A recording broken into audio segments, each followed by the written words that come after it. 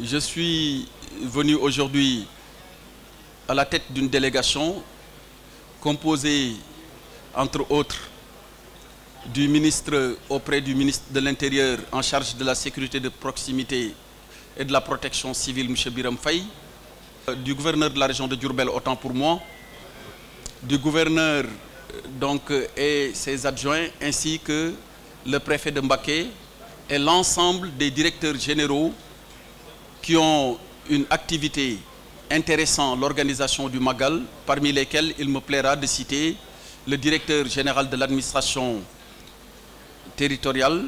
ainsi que le directeur général de la Sénélec et le directeur général de l'OFOR. Je magnifierai aussi la présence et l'engagement de l'ensemble des forces de défense et de sécurité représentées ici, l'armée, la brigade nationale des sapeurs-pompiers avec à sa tête le général Ndoye, la gendarmerie représentée ici par le colonel Diop et la police qui est à pied d'œuvre depuis le 20 août pour faire un travail qui est attendu d'elle et représenté en cette séance par le directeur de la sécurité publique, le commissaire Ibrahima Diop. L'ensemble de ces services de l'État a reçu instruction d'œuvrer à la parfaite réussite du Magal. C'est pour cette raison que lors des réunions précédentes, respectivement tenues les 6 et 22 juin, le 12 juillet et enfin le 8 août 2023 au ministère de l'Intérieur, des engagements ont été pris. Ils ont été pris à l'égard du comité d'organisation sous la présidence de Serigne Cheikh Bass Abdou Khadr Mbacké. Il fallait, pour l'ensemble de ces engagements qui concernent les domaines de l'eau, de l'assainissement, de l'énergie, de la santé, de l'approvisionnement du marché pour les produits nécessaires à la bonne organisation du Magal, mais également et de façon plus générale des questions touchant à l'eau, à l'alimentation en eau potable, mais également à l'évacuation des eaux pluviales parce que nous sommes dans un contexte de Magal.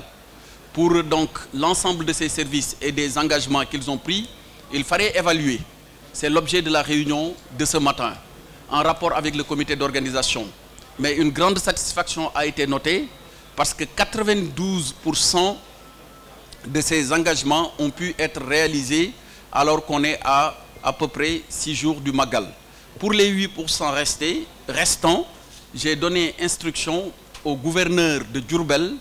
à l'effet d'en assurer un suivi quotidien et permanent pour rendre compte des contraintes rencontrées afin que nous tous nous puissions les lever ensemble. Je voudrais à ce stade de mon propos, peut-être que même j'aurais dû commencer par là, transmettre les salutations les plus chaleureuses de son Excellence, Monsieur le Président de la République, Macky Sall, à Serigne Cheikh Mountakha Bachir Mbacké,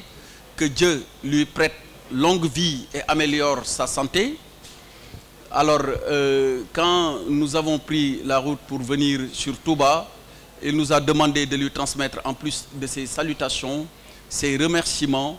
pour l'ensemble des œuvres qui ont été les siennes dans le cadre du compagnonnage qu'il a eu avec lui pour l'organisation et les préparatifs de ce Magal.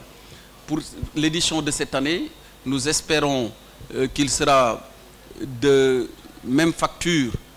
ou en tout cas organisé de la même manière que les années précédentes. Nous avons à nos côtés comme partenaire Serigne Cheikh Bass Abdou Khadr Mbacké qui préside le comité d'organisation. Nous avons le coordonnateur Serigne Ousmane Mbacké et l'ensemble des autres cheikhs qui composent la dite coordination. Nous sommes rassurés autant par les engagements et réalisés faits du côté de l'État, autant aussi nous le sommes du côté du comité d'organisation. Parce que c'est un comité d'organisation composé de personnes engagées mais expérimentées,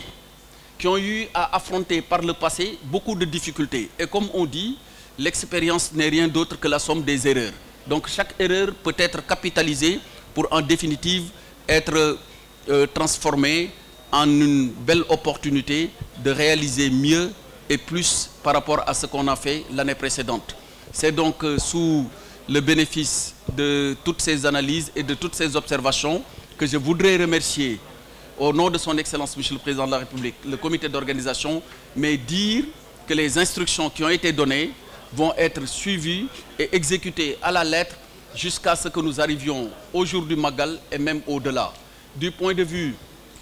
des forces de défense et de sécurité, leur attention a été particulièrement appelée sur la fluidité de la circulation. Serigne Cheikh Bass l'a dit tantôt, mais dans un contexte où tous les pèlerins, ou en tout cas supposés l'être, ne viennent pas avec la même intention ou le même objectif, il sera de rigueur que de redoubler de vigilance par rapport à tout ce qui peut être acte dommageable. Voilà en quelque sorte ce que je voulais faire comme résumé, tirer les différents enseignements et terminer par dire que cette année, la particularité est que nous avons reçu un cadeau précieux venant de son Excellence, Monsieur le Président de la République Macky Sall, et qui a consisté à doter, pour la première fois dans leur mise en service, 20 camions-citernes d'une capacité chacun de 30 000 litres, dont le total fait 600 000 litres en présentiel, avec une capacité de démultiplication en cas de rotation et en cas de besoin. C'est sur ces mots que je nous souhaite à nous tous un excellent Magal, en disant au marabout que nous réitérons encore nos remerciements, mais aussi demandons des prières, comme nous l'a recommandé le chef de l'État, pour un hivernage pluvieux, mais un hivernage bénéfique pour l'ensemble des populations sénégalaises. Je vous remercie.